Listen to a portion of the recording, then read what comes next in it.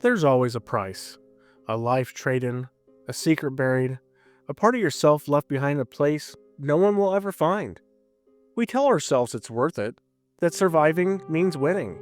But what if it doesn't? What if survival just means becoming something so cold, so ruthless, so empty, that death might have been the kinder outcome? What do you kill inside yourself just to make it through? And worse, what if the game never asked you to stop? Survival is never the beginning of the story. It's what's left after. After the bombs fall, after the monsters crawl in, after the people you love either leave or change into something that doesn't know your name anymore. Games don't show you the normal life. They show you what happens when that life ends. And what's left? A shotgun, a rusted medkit, a silence that follows you from room to room like guilt that's grown teeth. The Last of Us opens with a lie. Not one of words, one of feeling. It tells you this is a story about survival. It isn't. It's a story about what you become in the name of survival. It's about Joel, a man who once lost everything and decided that next time, if he had to choose between the world and one girl with a smart mouth and a soft laugh, he'd burn the world twice as fast. And the game lets you. It doesn't blink. It doesn't even flinch. It asks you to press the button, to pull the trigger, to lie with the same voice Joel uses when he says, "It's okay." And the worst part, you understand him, because somewhere deep down, you made the same call. So tell me, what's the moment where you did something just to stay alive and didn't feel proud afterwards? The moment you won, but didn't feel like you deserved to. Because those are the moments that define survival. Not the triumphs, the compromises. In Metro Exodus, survival isn't loud. It's not a power fantasy. It's not a flashy kill cam or an adrenaline rush. It's coughing through a gas mask you forgot to wipe clean. It's rationing bullets and praying the next corpse still has filters. It's walking past someone who needs help and realizing you can't afford to stop. You don't feel like a hero. You feel heavy. Because the world isn't broken, you are. And all you can do now is keep walking. That's the secret games like Dead Space understand. That horror doesn't come from death. It comes from how far you're willing to go to avoid it. Isaac Clarke doesn't start as a soldier. He's not built for war. He's an engineer, a fixer, a man sent to patch up something that should have stayed broken. And piece by piece, the game pulls him apart. Not just his body, but his mind, his voice, his faith in what he's seeing. By the end, Isaac doesn't scream. He doesn't beg. He just breathes. Shallow, hollow, as if he's not convinced he made it out. Because surviving the Ishimura isn't victory. It's aftermath. And aftermath doesn't end when the screen fades to black. Silent Hill 2 asks a different question. Not, can you survive? But, should you? Because James Sunderland isn't fighting to live. He's fighting to forget. To reframe his past until the weight of it feels like something he can carry again. He didn't lose Mary to the town. He brought her there. And every enemy in that game, the nurses, the mannequins, the pyramid head that stalks you like judgment made of flesh, isn't trying to kill him. They're trying to make him remember. That's what survival costs in Silent Hill. The truth. And if you don't want to pay it, the town will bury it for you. Have you ever reached the end of a game and wondered if your character should have survived at all? Not because they were evil, but because of everything they became to survive doesn't fit the world that's left. That's the paradox of survival stories and games. They don't end with peace. They end with a version of you that doesn't know what to do with safety. There's a moment in Dying Light where the running stops feeling like survival and starts feeling normal. The sun sets, the streets go quiet, you see movement in the distance. Not a horde, not a crowd, just a thing. Too fast to name. You know what it is, and you don't panic. You run. And that's the problem, because it doesn't feel like fear anymore. It feels like routine. That's what games like Dying Light do so well. They don't just show you the cost of survival, they show you how easy it is to adapt to it, to become numb, to turn fear into muscle memory, to accept that horror is just another form of weather, something you live with, something you navigate, something you stop naming after a while. That's the danger, because once survival becomes instinct, you stop asking what it's doing to you. You just keep moving. Kyle Crane doesn't start as a killer. He's dropped into the city to observe, to help if possible. But the longer you stay in Huron, the fewer options you're given. The parkour is fluid, the nights are terrifying, the missions blur into one another. And somewhere along the way, you forget that Crane was supposed to have a moral center. He's surviving, and in Huron, that's all that counts. It doesn't matter what deals you make, what truths you hide, what people you leave behind. As long as you keep breathing, the game moves forward. And you tell yourself that's enough. But is it? Have you ever finished a survival game and realized you didn't like the person you had to become to get there? That the story rewarded you not for being brave or noble, but for being efficient? That's what survival does when left unchecked. It turns values into statistics, compassion into vulnerability, and fear into fuel. Dead Space 2 does this in a way that's almost cruel. By the time Isaac returns, he knows what's coming. The hallucinations, the silence, the blood, the whispering voices that sound like his dead girlfriend telling him to let go. He doesn't scream anymore, and he doesn't panic. He knows what to do. Cut off the limbs, seal the door, upgrade the rig, survive.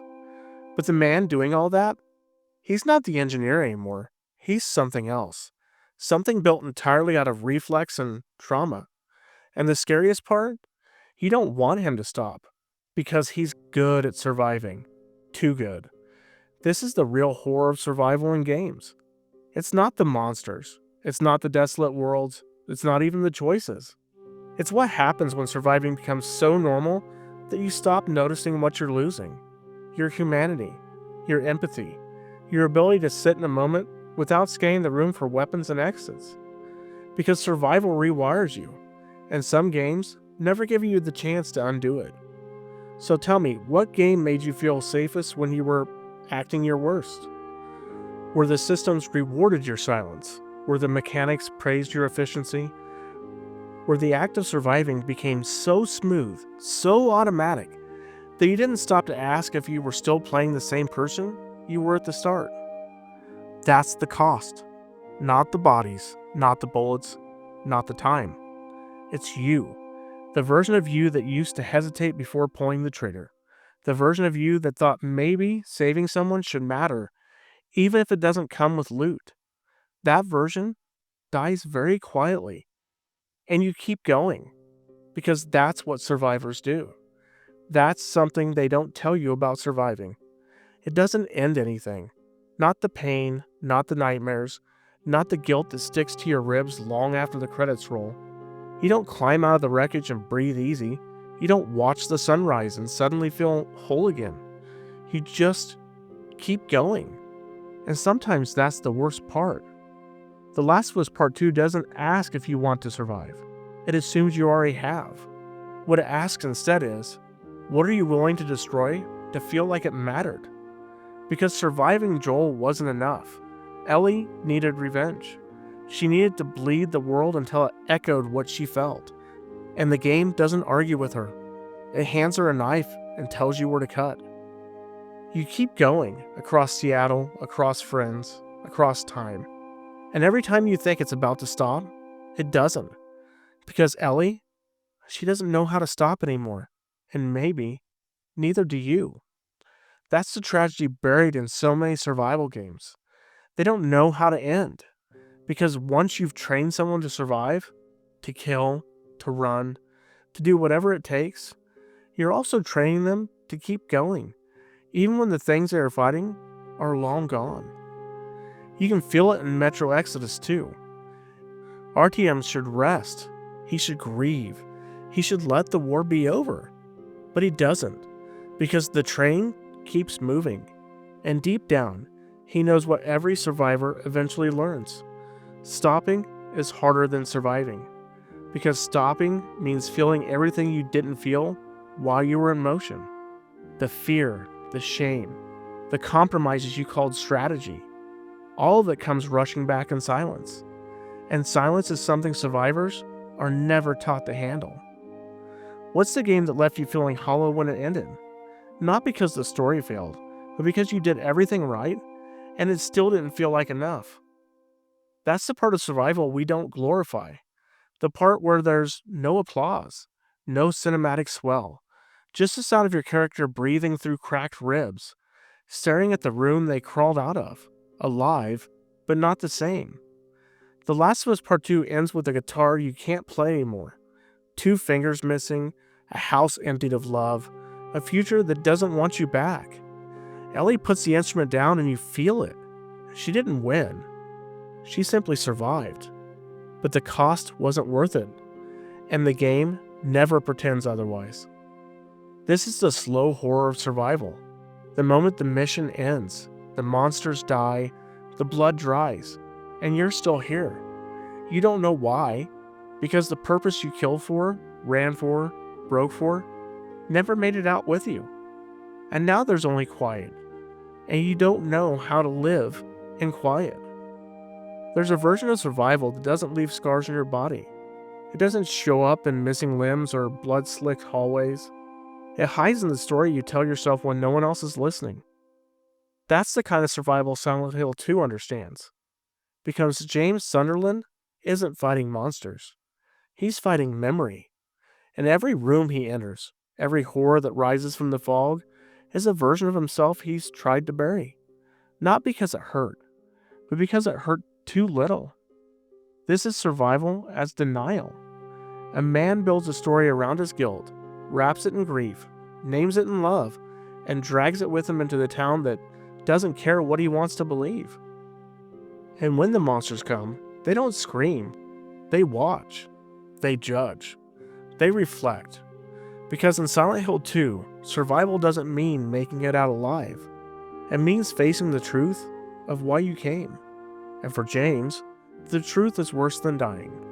Have you ever played a game where you didn't realize what kind of story you were in until it was too late? Where survival wasn't about enemies, but about how long you could keep lying to yourself? That's Silent Hill's gift. It tells you you're playing a horror game, but what you're actually doing is walking through your own confession. And the longer you survive, the harder the town pushes back. Because it doesn't want you to progress. It wants your admission. There's something terrifying about a world that doesn't care whether you live or die, only that you understand why. Silent Hill 2 is full of locked doors, broken radios, static and rot, but none of it exists to stop you.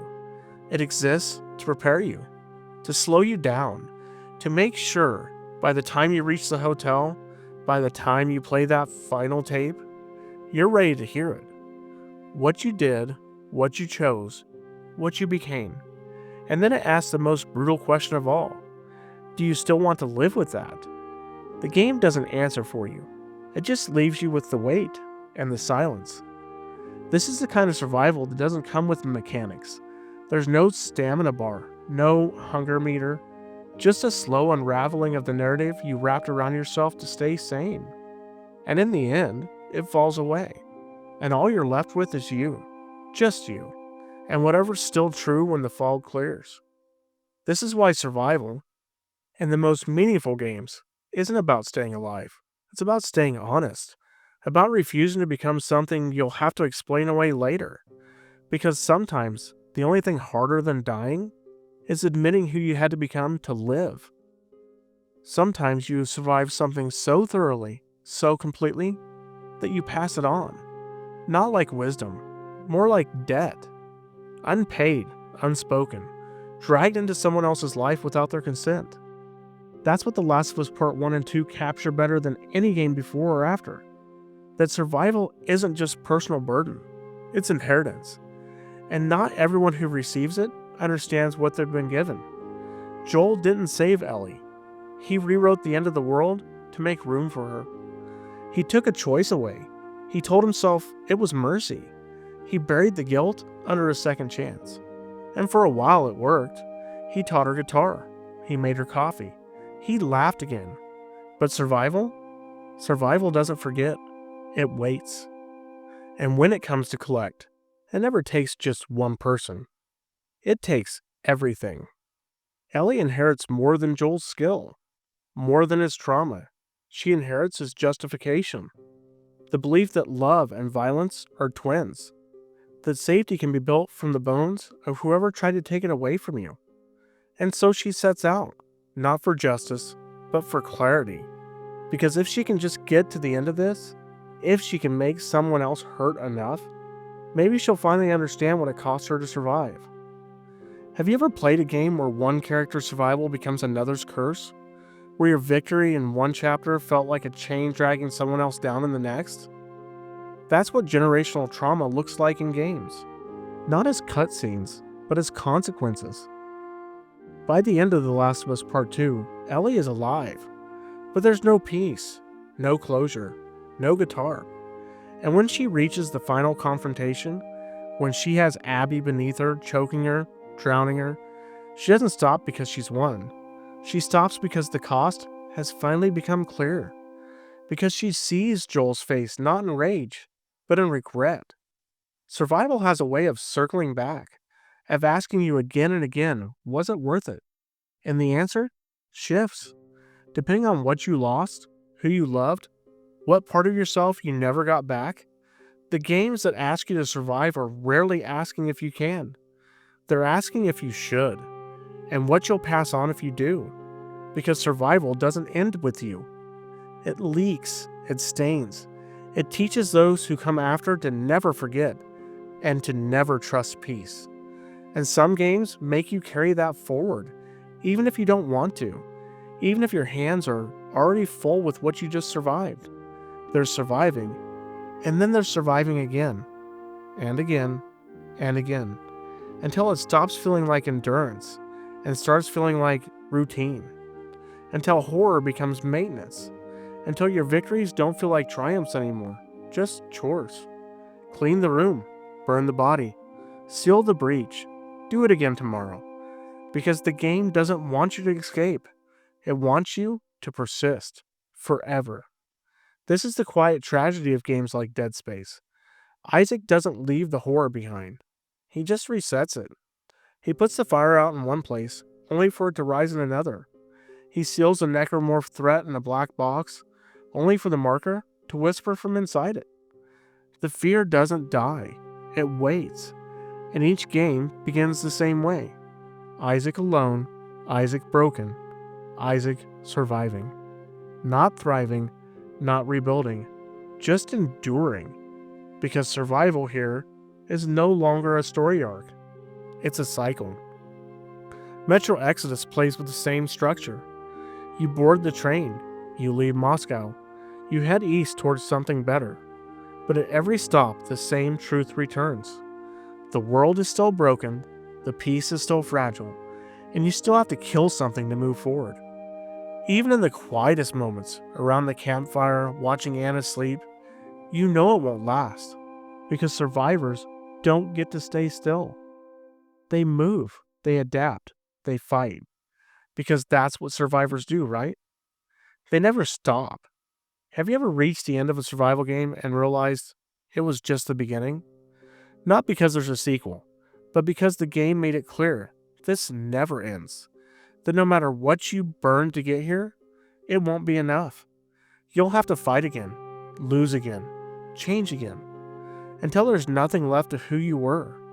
Only the shape of someone who remembers how to kill. Games rarely reward stillness. Stillness is risk. Stillness is vulnerability. But stillness is also healing. And when you build survival into a loop, into a ritual, you train the player to reject it. You move past grief, past softness, past reflection. Because there's always another threat, always another upgrade, always another body to put down before it puts you down first. That's not survival, that's submission. To the idea that safety is a lie, that trust is dangerous, that people are either tools or threats. And if you play that loop long enough, it follows you. even after the credits, even after the nightmares finally stop. Dying Light knows this intimately. The mechanics are fun, the movement is fluid. The game wants you to feel alive when you're jumping rooftops and snapping bones. But what it doesn't ask, what's the point of saving a city if you stop seeing its people as people? If all you care about is surviving and never living? There's a difference between surviving to reach peace and surviving because you've forgotten how to do anything else. And the best survival games, they know that. They let you feel it. That slow erosion, that loss of meaning, that numbness you keep calling progress. Because if you stop to grieve, if you stop to feel, you might not be able to start again. There's a moment where you stop noticing the blood. You stop checking faces before you pull the trigger. You stop feeling the hesitation in your hand before swinging the pipe. You stop asking if there was another way. Because the game doesn't ask. And so, neither do you. That's the hidden danger of survival in games. Not that it breaks the character, but that it slowly, quietly, rebuilds the player. Not all at once, not with a big dramatic turning point, but inch by inch, scene by scene. Until the you who started the story, idealistic, curious, cautious, is completely gone, and the one who's left is efficient, detached, cold, and you didn't even notice the change. The Last of Us Part 2 banks on this. It gives you the tools, the maps, the upgrades, the moral framing. Then it steps back and lets you do what survivors do. You kill, you loot, you survive. And when the twist comes, when you're pulled into Abby's story and asked to face the ruin you've left behind, it doesn't feel like betrayal. It feels like a mirror. And you realize you weren't playing a good person. You weren't playing a monster either. You were playing someone like you. Someone who thought survival was a justification. And it wasn't. What's the game that made you flinch after a kill? Not because the game told you to, but because you suddenly realized you didn't feel anything anymore. That's when it gets to you. When it stops shocking you. When the brutality becomes background noise. When you loot a corpse not with guilt, but with urgency. When the crying behind the door doesn't even register anymore because you're looking for ammo. That's not just a game mechanic. That's a shift in priorities and values in yourself. Games are immersive. We know this. We love this. But when survival becomes a lens through which we experience the world, the human cost starts to fade. You stop seeing people. You start seeing problems, obstacles, threats. And the best games, the ones that understand this, they don't stop you. They just let you walk that road a little too far until you ask, what have I become? And there's no one left to answer. Dead Space never asks Isaac if he's okay. The player isn't asked either. You simply reload, you heal, you upgrade. And each time you go a little further down the hall, a little deeper into the dark. And when you see something awful, something impossible or grotesque, you don't freeze anymore. You aim, you fire. And the fear that once made your heart race, it becomes strategy. Because this is just another thing that needs to die so you can move forward. That's the cost of immersive survival. Not in difficulty, but in dehumanization. Yours, theirs, everyone's. And if the game doesn't remind you to stop, you don't. You just keep walking, like nothing happened. Because that's what survivors do, right? Not all survival is hollow. Not every game leaves you numb. Some do something much harder and much rarer. They let you live, and then ask you to feel it. There's a kind of courage in games that give you space after the violence, that don't rush you into the next objective, that let you sit in the aftermath, even when you don't want to. Because surviving well is different from just surviving. It means owning what happened. It means being changed by it, not erased by it. It means choosing to heal, even if it doesn't look like triumph. Silent Hill 2 offers you 4 endings. None of them are happy. But one of them is true, where James understands what he's done, where he forgives himself not to feel better, but to feel honest, to stop surviving for survival's sake and finally move forward. And the game doesn't hand you that ending. You have to earn it with small decisions, quiet moments, and restraint, by proving that the man who walked into Silent Hill isn't the one who has to leave it. Or take The Last of Us Part 2. The entire journey is a spiral, a descent. But at the end, at the very end, Ellie lets go. Not of the pain, not of the memories, but of the need to keep surviving through violence. She walks away, and the game doesn't call it peace. It doesn't pretend it makes up for everything she's lost. It just calls it what it is. A choice not to keep bleeding. And in a genre obsessed with killing your way to freedom, that choice is revolutionary.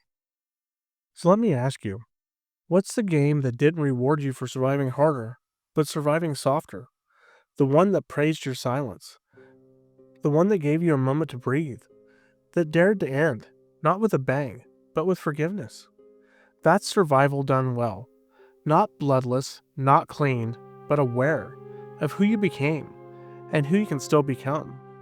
We don't get a lot of games like that because stillness doesn't sell. Quiet doesn't get trailers. Mercy doesn't unlock achievements, but it stays with you. You remember the ones that let you lay the weapon down. Remember the ones that didn't just say, you made it, but asked, how did it change you? Those are the moments that matter, because in the end, survival is not the story. It's the setting. The real story is who you are when it's over. When the last enemy dies, when the last filter runs out, when the last flame fades, who are you?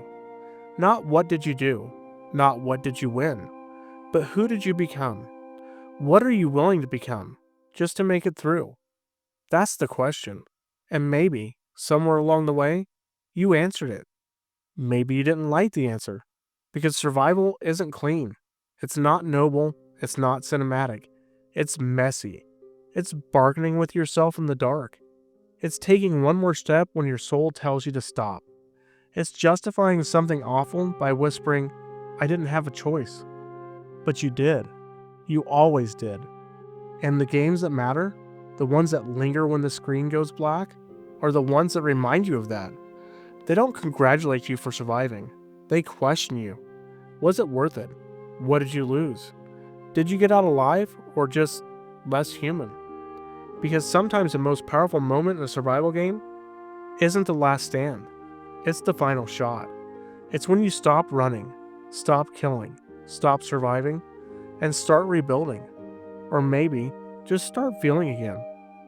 So now I ask you, what's the moment you couldn't walk away from? Not because it was hard, but because it showed you who you'd become. What's the moment you thought you'd be the hero and realize you were just the one who lived? That's the cost of survival. Not death, but the slow erosion of everything you thought made you good. But maybe that's not the end. Maybe survival isn't a failure of character, but it's an invitation to forgive, to change, to carry the memory without carrying the violence, to stop asking, what did I have to become? And start asking, who do I want to be now that I've made it? Because survival is never the end of the story. It's the quiet, broken beginning of something new.